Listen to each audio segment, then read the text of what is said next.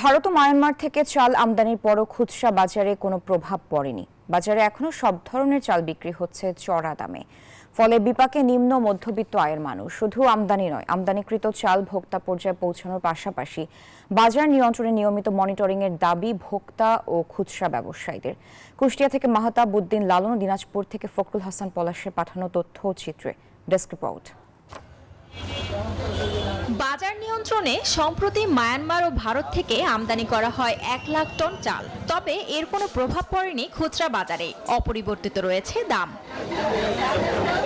কুষ্টিয়ার বাজারে মিনিকেট 78 থেকে 80, বাসমতি 90 আর মোটা চাল বিক্রি হচ্ছে 55 থেকে 58 টাকা দরে। ব্যবসায়িকরা ঠিক মতো সরবরাহ পাচ্ছেন। যারা বাজার দায়িত্বে আছে, মনিটরিং আছে, জেলা পর্যায়ে অফিসার আছে, এদের উচিত যে এই মালগুলো ঠিকমতো ব্যবসায়ীদের হাতে পৌঁছায় দেয়। যদি সরকার চাল আমদানি করে, বর্তমান যে শর্টেজ আছে সেই শর্টেজের ক্ষেত্রে অনেকটাই সহায়ক হবে। তবে আমদানি করা চাল ভোক্তা পর্যায়ে সরবরাহ সম্ভব হলে চালের দাম কমবে বলছেন খুচরা ব্যবসায়ীরা। আরও চাল আমদানির পরামর্শ পাইকারি বিক্রেতাদের। বিগত বছরগুলোতে দেখেছি যখন আপনার চাউলের দাম বৃদ্ধি পায়, সরকার ব্যাপকভাবে আমদানি করে।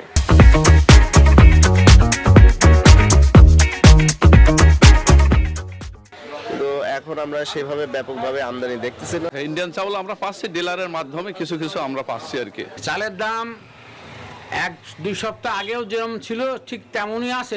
বাজার তদারকিতে থাকা কর্মকর্তারা বলছেন, দাম কমাতে সরকার ঘোষিত চাল দ্রুত সময়ে আমদানির পাশাপাশি তা খুচরা পর্যায়ে পৌঁছানো প্রয়োজন। বাংলাদেশের যে চালটা অনেক সময় দেখা যায় ভিয়েতনাম থেকে সরকার ইম্পোর্ট করেছে, আবার পাকিস্তান থেকেও করেছে, সুতরাং অনেক রাষ্ট্রই রয়ে গেছে।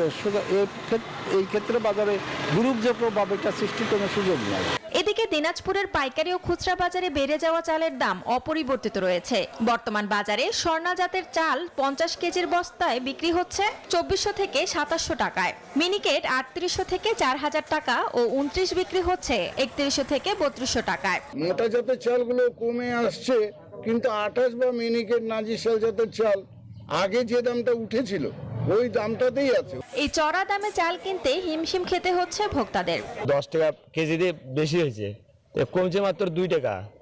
ওটা তো কমানো হয়। এটা দেশের সরকারকে দেখা দরকার, বাজার নিয়ন্ত্রণ যেন মনিটরিং করে, যেন বাজার নিয়ন্ত্রণে আনে। দেশের বাইরে থেকে সরু জাতের চাল আমদানি হচ্ছে, ধীরে ধীরে দাম কমে আসবে জানালেন এই কর্মকর্তা। এলচিতে সরু চাল ঢুকছে, বাজারটা আপনার স্থির অবস্থায় আছে। তো আমরা আশা করছি যেহেতু মোটা এবং মাঝারি চালের দামটা কমেছে, চিকন চালের দামটাও কমে আসবে। চালের দাম নিয়ন্ত্রণে ভারত, পাকিস্তান, মায়ানমার ও ভিয়েতনাম থেকে 9 লাখ মেট্রিক টন চাল আমদানির ঘোষণা দিয়েছে সরকার।